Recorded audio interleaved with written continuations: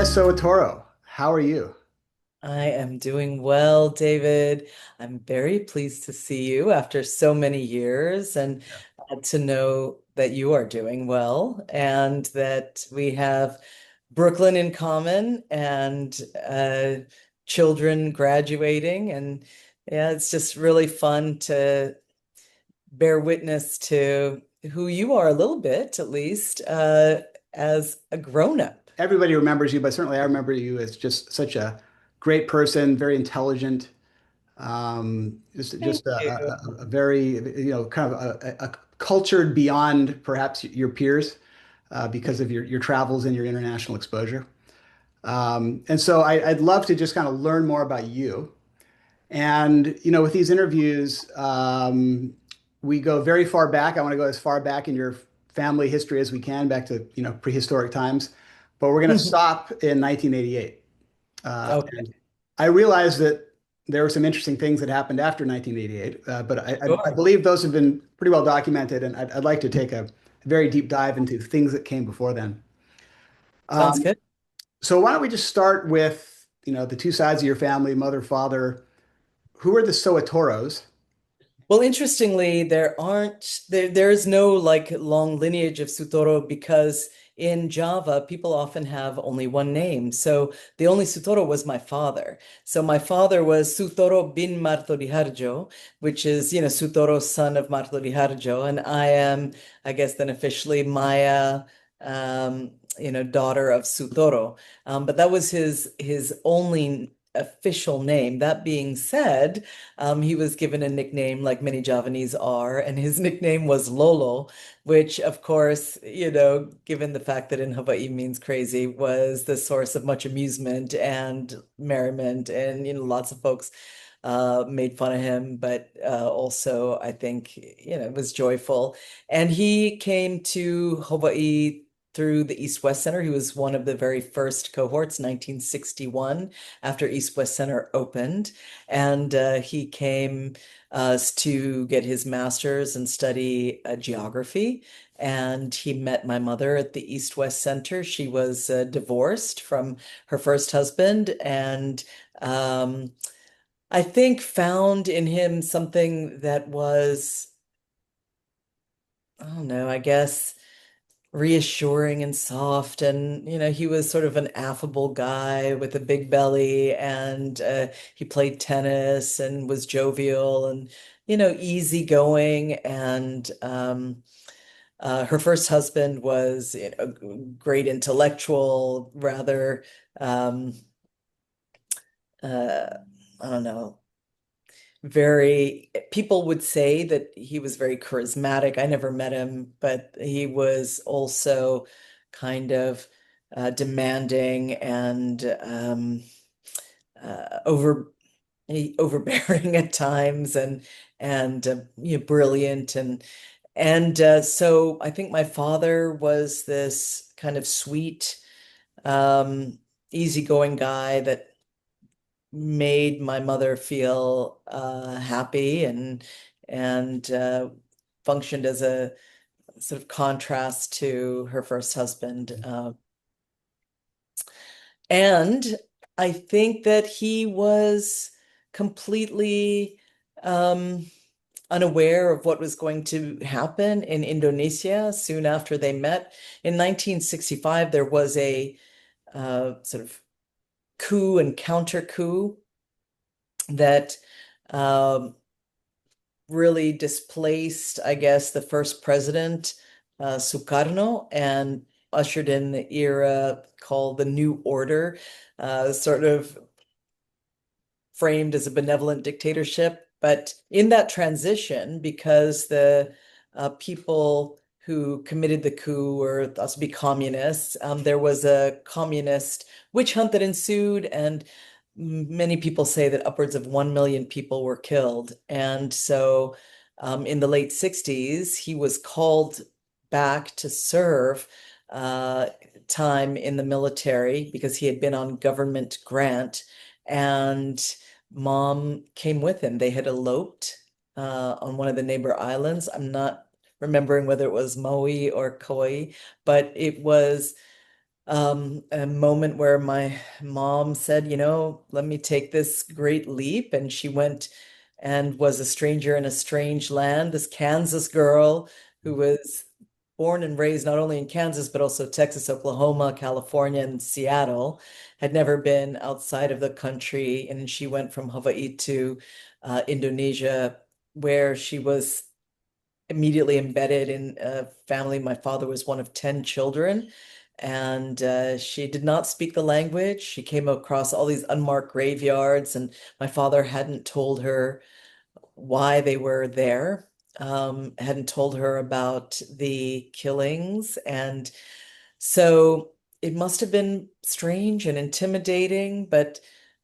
to her credit, this Kansas girl who grew up on National Geographic's opened herself up to this new culture, community, and language. She ended up becoming fluent in Indonesian and working for the remainder of her life, for the most part, in not just Indonesia, but elsewhere in South and Southeast Asia. She ended up being a pioneer of microfinance, developing rural credit programs, cottage industries all over the region. In raising me, we lived in 13 different places in the region. And so by the In Indonesia, there are 13 different places. well, no, few of the places were elsewhere for short stints in India, Pakistan, Thailand, but most of them were in Indonesia. And Mhm. so by the time I came to Punahou as a 14-year-old freshman, I had in fact lived in a number of different places and communities and had been homeschooled for most of my life, with the exception of a couple of years in Jakarta International School.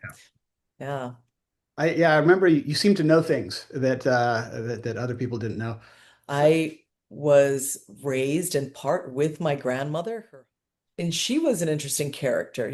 She birthed these 10 children. She was itty bitty, must have been like 4'11", Hmm. 100 pounds wet. She chewed betel nut into this little silver spittoon. And Young, I called her, which I think is, I mean, she was raised in the Dutch colonial period in Indonesia and had um, a good, uh, I guess, fluency in Dutch and then Javanese, the indigenous language of Central Java. But she and I did not really speak any of the same languages. I spoke Indonesian, Bahasa, which is the unifying language that came post-independence. So that language was my first language, and then English I spoke because of my mother, and I was homeschooled with this correspondence course called Calvert out of Maryland, because mom thought that I eventually would matriculate into an English language school. She wanted me to speak English fluently. And so in this correspondence course, they would send all of the tests, the books, the crayons, the protractors, everything over in these big boxes. And we would do everything and mail them back to Maryland. And that's how I was schooled um, until like midway in the seventh grade when I went to Jakarta International School. But my grandmother, with whom I lived, she and I would communicate sort of non-verbally. We lived together in Yogyakarta in Central Java, and um, she had a picture of her husband who supposedly died eh, during the War of Independence, and she had a picture beside his of Sultan Hamengkubuwono IX, the Sultan of Yogyakarta. She kind of had them up on an altar, and so my experience of knowing him is just through that photograph. Right. I've seen no other photograph, nor did I hear any stories about him from her because we couldn't really speak the same language. In what ways was your father Indonesian? What traits did he have? What kind of cultural or life outlook did he have that it was definitely from that culture? It's a really good question. There's an Indonesian phrase called "diem dalam seribu bahasa," which means to be silent in 1,000 languages. And it speaks to the Indonesian capacity to prioritize, or tendency to prioritize, civility and politeness over truth and assertiveness. He was very Indonesian or Javanese in these way, very kind, very polite, very soft-spoken. He was also um, Javanese in the sense that, he rarely said no, but the reason you can be silent in a thousand languages is that sometimes your silence can speak volumes and it could mean so many different things. And so he was someone who I also did not know very well. And I think it's because of his Indonesianness, because he he was kind and lovable and affable and had a great appetite. He was a great tennis player, but his Indonesianness meant that if something was uncomfortable, um, he might not speak of it, and there would be uh, in the face of fear or conflict, silence rather than kind of provocative language or confession. And so I saw and hung out with him playing sports or um, you know, we'd go to the beach together or we would go and have lunch or go to the gardens. He loved a good deal. And so we would go and drive up to the mountains in Indonesia and he would get like all of these vegetables, carrots and cabbages and stuff, and fill a truck with them, much more than he could eat.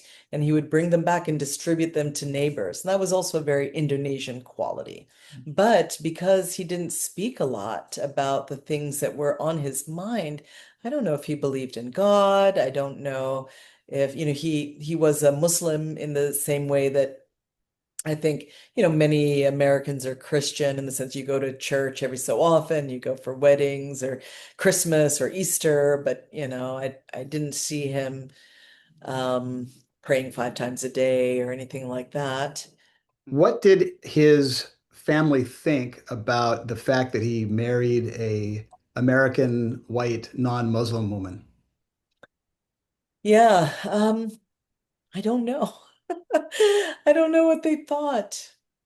I do know that my mother felt both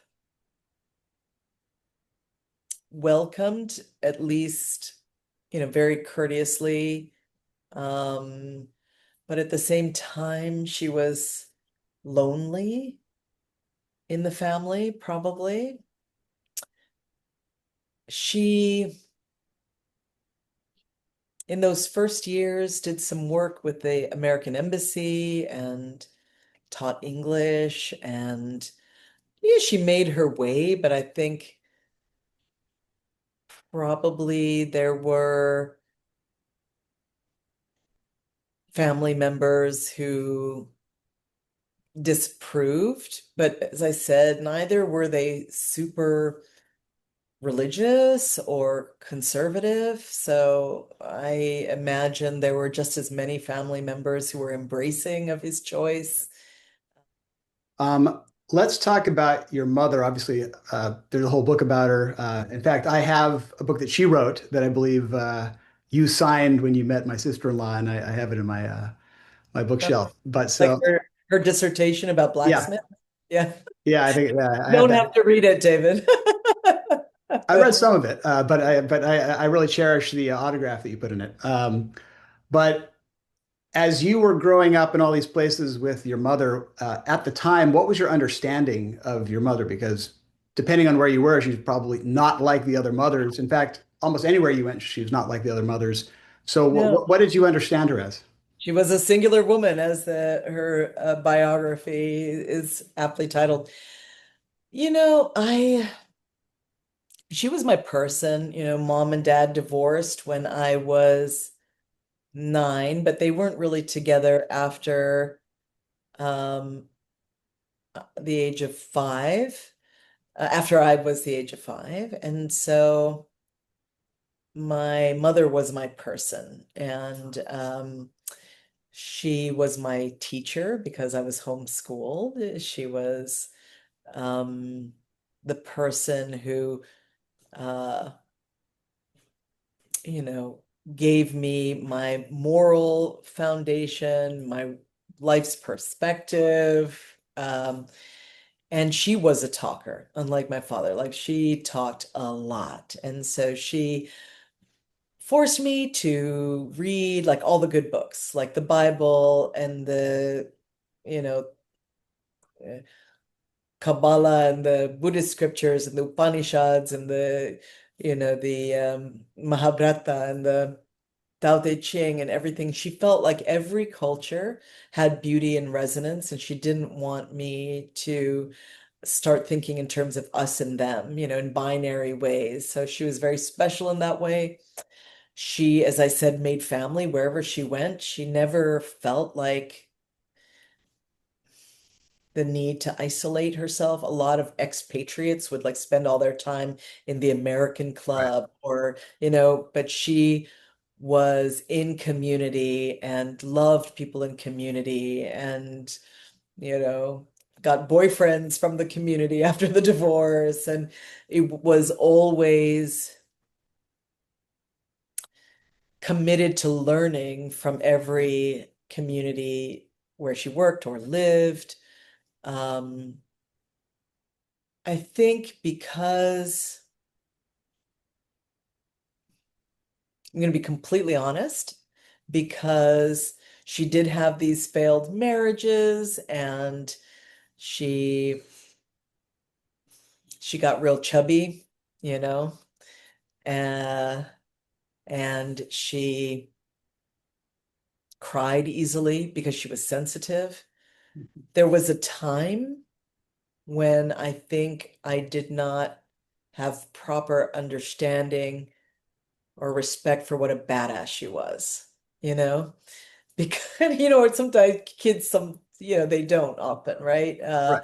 That you learn those things in retrospect. Right. You learn those things in retrospect. So she was truly badass and she was a pioneer of microfinance and she made life better for a lot of people, Mhm. especially women.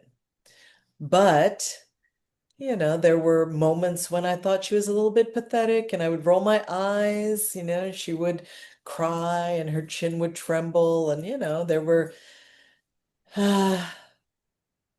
wasted moments of scornful adolescent foolishness, Yeah. right? And it was only really in retrospect. But that being said, I loved her tons and we were very close. Right. You weren't the first young person to roll their eyes at their mother, but No, you know, no. given the very unique circumstances of where you lived and the fact that she was of a different, country and everything, did you ever feel like you were kind of getting an over allocation of your mother, like that she was such a big part of your life that you kind of wish that there's a bit more? Yeah, I mean, most of my friends were her friends. I for sure was unusual in that way. And when I first arrived at Punahou, I felt FOB, fish out of water. I was very awkward, I think, because I had been raised, and with village kids and with my mother's So friends. you spent a lot of time with adults when you were a kid. A lot of time with adults. I was a little odd, probably, in my manner and the way I dressed and the way that I thought. Um, I Did know, you feel did you feel different? We'll get to Puno, of course, but wherever you were growing up, did you feel different from the other kids that you were? yeah, yeah. Well, that's an astute comment and question. Yes, yeah, for sure. Because my mother was American, so in the villages in Indonesia, I was the white woman's daughter. And There probably in were not too many other white women's daughters where you were living, right? No, no. As I said, there were expatriates there. It's just we didn't hang out with them a lot. because mom made a point to spend time with a lot of Indonesians. So were there many circumstances where you were the only not fully Indonesian kid? Yes. And then in the Jakarta International School, because Indonesian kids, I mean, it was a highly centralized time, that new order time, right? Everyone had to have the same curriculum and education. So all of the Indonesian citizens had to go to Indonesian schools. So at the Jakarta International School, I was one of the only Indonesians other than the janitors or the people. So I remember bringing in pictures of my white Kansas relatives, like on some level wanting to be accepted by the American kids there at the Jakarta International School. There was one friend I had, Sinta Dekin, and who was half Indonesian, and I think the Alboris brothers there were like, part Filipino, and close enough, But so I had friends who were mixed, Southeast Asian, American, yeah, quite a few, but yes, whether I was the American kid in the Indonesian villages or the only Indonesian kid in the American school, I was definitely sort of the other. And then when I came to Hawaii, I did find home in many ways, but I also was a little odd. I was certainly from elsewhere, as I said, fresh off the boat and uh, sort of exotic. Just briefly, during your stretch before you came to Hawaii, when were you living with your brother? Was he there the whole time? Was he there part of the time? No, my brother was living with us on Poki Street when he was going to middle school, and mom was getting her master's. That was 1973 to 76. I was, 3 to 7 approximately. Then mom and I went back to Indonesia, and my brother lived with our grandparents here in Hawaii for his high school years. We would spend every summer here, and we would also spend, often Christmas. And then when I came to Hawaii, by the time I came to Hawaii, he was already off. In he graduated from Punahou in 1979, and I came to Hawaii in 1984. Okay. So when I was living in Hawaii, I would spend summers with him in Chicago sometimes, but a lot of our time together, other than those 3 years, and then my first years of life, he was in Indonesia. So, in other words, we lived together from age 0 to 6 for me, and he was 9 years older than me. So, for him, that was age 9 to, let me do my math, to 13. And then when he started high school, that's when we started seeing each other just in the summers. And so um, I was kind of raised after the age of 6 as an only child with this, wonderful uh, life in Hawaii when I was living in Indonesia during the summer times. And then I moved to Hawaii at 14. And when you arrived at the Punahou campus and looked around and walked around, what was your impression of the other students? That's a good question. I mean, I quickly realized that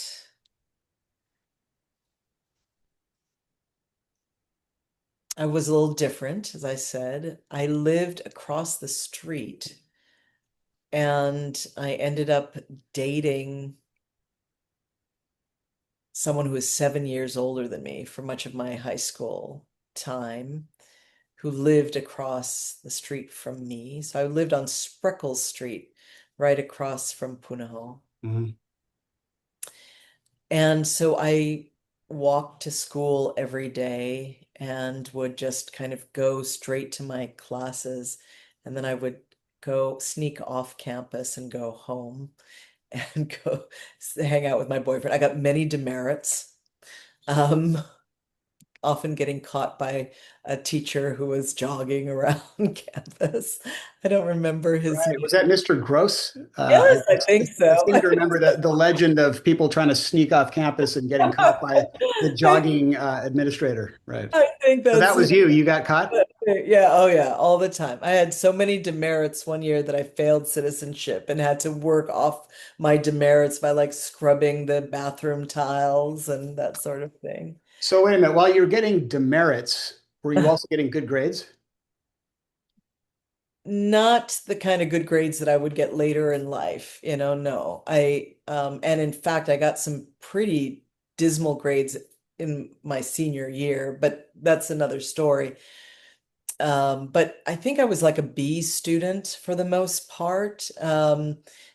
Whereas I became a teacher and my graduate studies, I was, an A student. But at Punahou, I was always very curious as a learner, but I did not really know the rules of formal education, having been raised by my mother and taught to just explore until you were finished exploring. So for me, as an example, I would turn in things late all the time because I just wasn't done with them.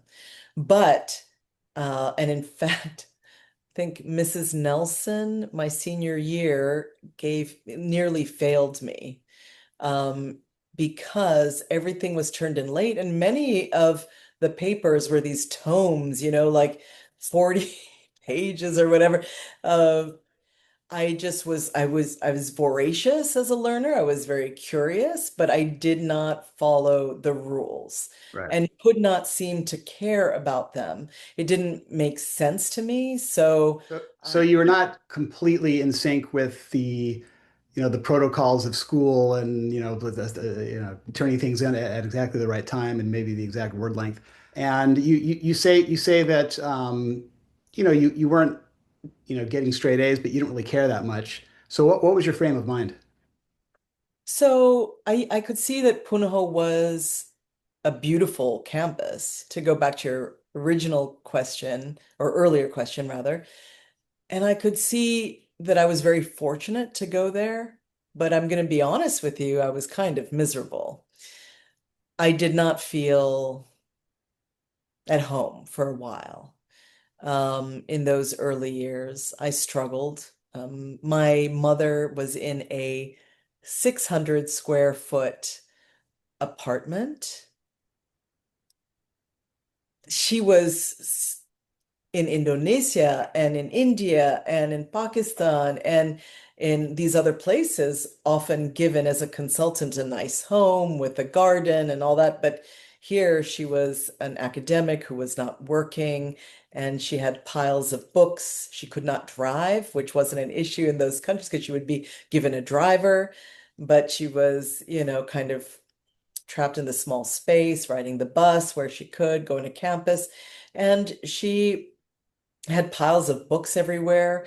And a lot of my classmates were quite wealthy and, was Reagan era, kind of like it was a time of sort of ostentatious. Yeah, Hawaii was booming in the 80s. Yeah. And so I felt like the poor kid, scholarship kid, kid from far away. I felt like the things that I cared about or had learned to pay attention to in my upbringing were not of value.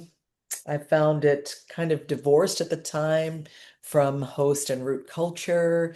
I had, some public school friends and, I was just a little bit fish out of water. That being said, like my two daughters went to Puno and had a fabulous time, and my kids, I feel super grateful. At the time, I did feel grateful, for some teachers who were very kind, who were um, able to see something in me, and there were several teachers who fit that description.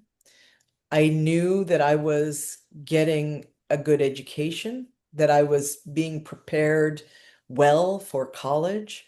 I loved a lot of the art history courses and the art class. I took jewelry making, I took photography. I love photography, being able to develop my own pictures and that sort of kind of robust exploration of the various layers of self was something that I enjoyed about Punahou, the opportunities that were given to me.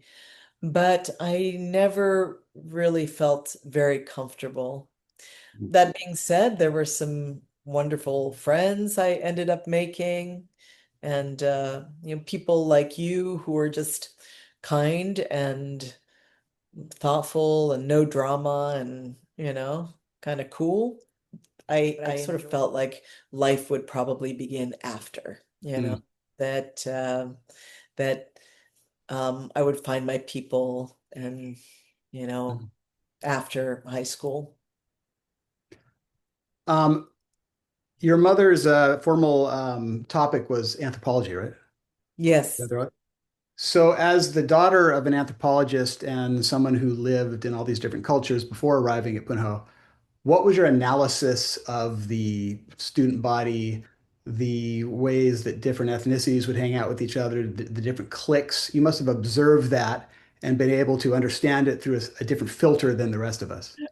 I did, like the Breakfast Club experience. Yeah, I mean, I remember seeing a bunch of kids at Dungeons and Dragons in the hallways, playing D&D in the hallways, and then, there were the mod kids and the athletes and and I think that I was sort of betwixt and between. I had friends who were a little bit dark, yeah, who, and then I had friends who were sporty and bright and enthusiastic, and it was a real mix. I never really had a clique, but I think I was aware of the fact that people aggregated around different interests and with different personalities and styles and vibes. I think I did observe. Um, and I think, because I really I had a lot of friends who did not themselves, I think, feel comfortable with each other. I never really had birthday parties or anything. Part of it is I had this tiny home, but and not a lot of resources. Mom was a student, but she was getting her PhD at that time. Well, Puno definitely had, there are definitely kids from all backgrounds, but it certainly had some very wealthy families. What did you observe that led you to believe that people had more resources than you? What were the telltale signs that you recall? Yeah, I mean, I had a couple of friends who had like fountains in the middle of their courtyard homes, like with the wraparound, and pools, and it was quite evident that people Right. had more resources.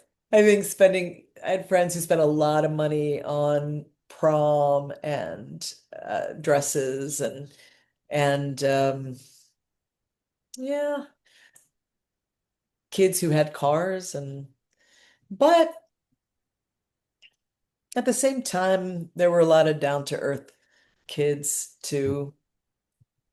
It's not that everyone wore their wealth in obnoxious ways. There's some easygoing, down to earth kids who probably had a lot in the way of resources, but who were chill, Mm. who were kind and not obnoxious. But it was, my relative poverty was palpable. While you were in high school, what was your policy around drinking and other substances? Yeah, I mentioned that I was dating someone 7 years older than me for my first 3 years of high school, so I drank too much. And he smoked a lot of weed, and and I didn't. I didn't like it. It just made me sleepy. But I did drink too much. I remember going to Anna Bananas. When you say too much, what does that mean?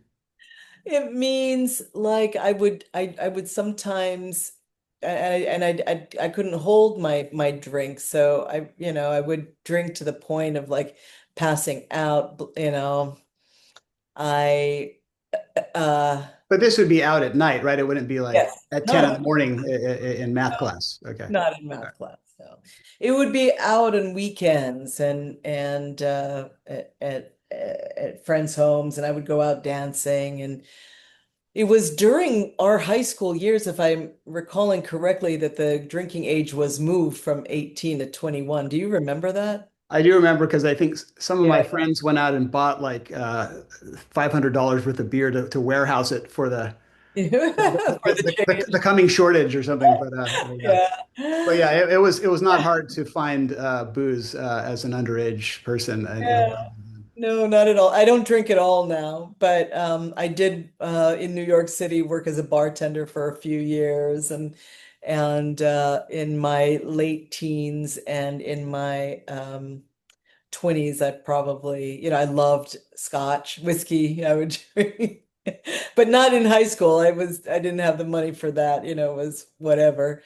But yeah, to answer your question, that I didn't really have a policy, but I did hang out with folks a lot of times who were able to get into places and procure alcohol. Why do you ask? That's an interesting question. Well, I ask everybody that. Really? No, I mean it's everybody had a different experience. Some people did like Okay. I didn't drink because I was not supposed to because of my religion. Other people were drinking a lot, Yeah. and so I'm interested in just what people's experiences are. Yeah. What is your religion? Well, I grew up Mormon. Oh, I didn't know that. There's we could talk about that in another conversation, Yeah. but yeah. There you go. Well, very Um, interesting, very interesting. Yeah, I haven't had a drink in a few years, but I do remember um, this moment, I think, when I was in my 20s, when I realized like, yeah, this isn't fun anymore. do But you it took think? but it took a while. All right, final question for you. Um, so you graduated and you went to New York. I did. And why did you choose New York? Was it just you wanted to go to a cosmopolitan place where there's every kind of person? I think so. I had visited New York a couple of times because my brother went to Columbia University there, and probably my admiration and emulation of him guided me there to some degree. I do remember, like, at age 11 reading Catcher in the Rye on the subway.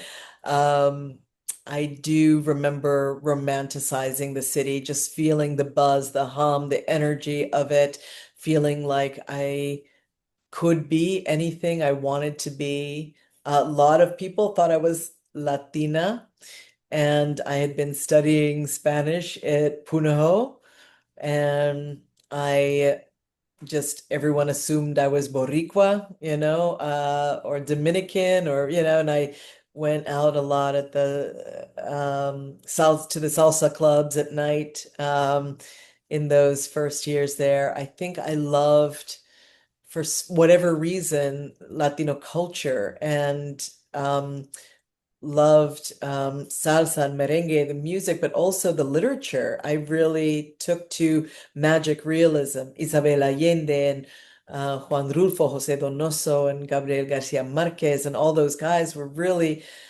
um, for me, able to bring life and vibrancy to their characters and made me want to leap into these stories, and the language itself I loved. And so I think I loved that New York had so many Latinos. And that was a big lure. I think that I also love to dance. So I studied some Mhm. hula, but growing up, as I mentioned, I studied Indonesian dance. I studied in Pakistan and India in 1986. I spent several months there. And I studied Mughal dance. I studied uh, all kinds of dance and ended up later um, in when I was teaching high school, I taught global dance as an elective because I knew a little bit about a lot of dances. Yeah, But so I in high school loved that movie Fame. You remember? yeah, yeah. Yeah. So, this idea of New York as a place of art and culture. I wanted to see Alvin Ailey. I wanted to, just kind of be in a place where there was constant creative expression, and that appealed to me as well. So after you left, you graduated high school, you left Hawaii, you got to New York, and so you were removed from that era of your life. What did you understand, or what did you discover about yourself, or what insights did you have about sort of that era after you had left it?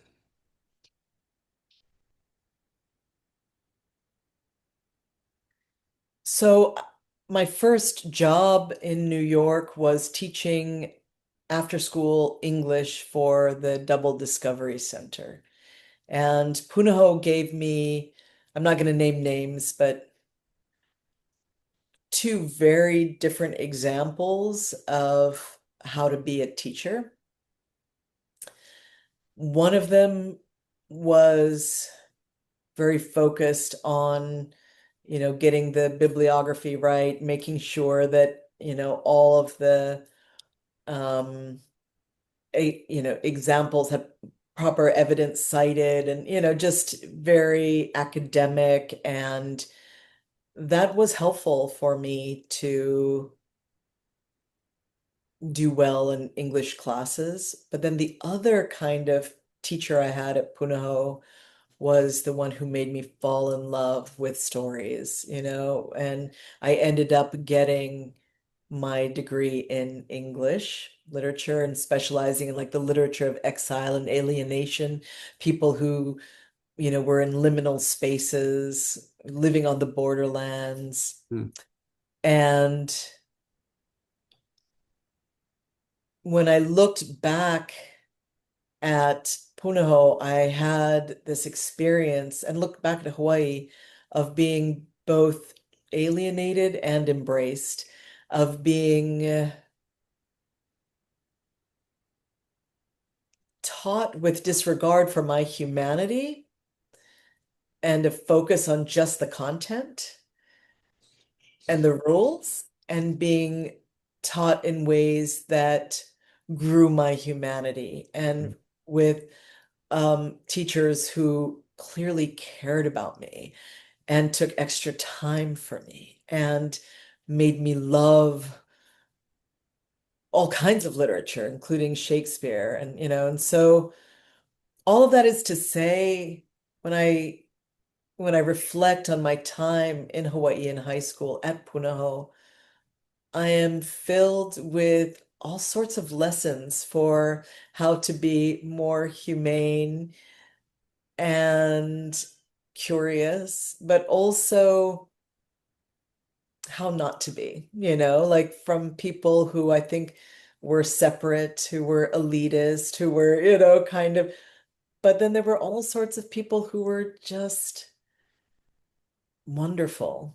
And when I became a teacher, I think I drew inspiration and guided my own practice with memories both of what to do and what not to do, I guess. Right. Yeah. It was, It's worth noting that you have a PhD now. So I do. you certainly achieved academic excellence like you thought you would.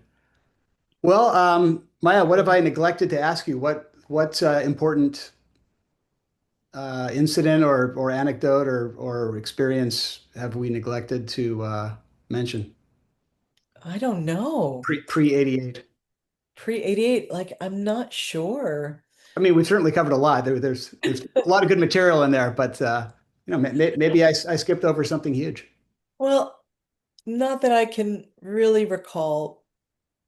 Like nothing comes to me, is what I'm saying. I don't recall some big moment that shaped me. But what I will say is that it is wonderful that you are kind of exploring these experiences and helping us to remember that we contain multitudes and that, that we can all be together in the same place during the same time and have such a rich array of understandings, that and within that is infinite possibility and really that life is super interesting. And I'm grateful that you spent this time with me and are curious enough to ask this, not just of me, but of our classmates too.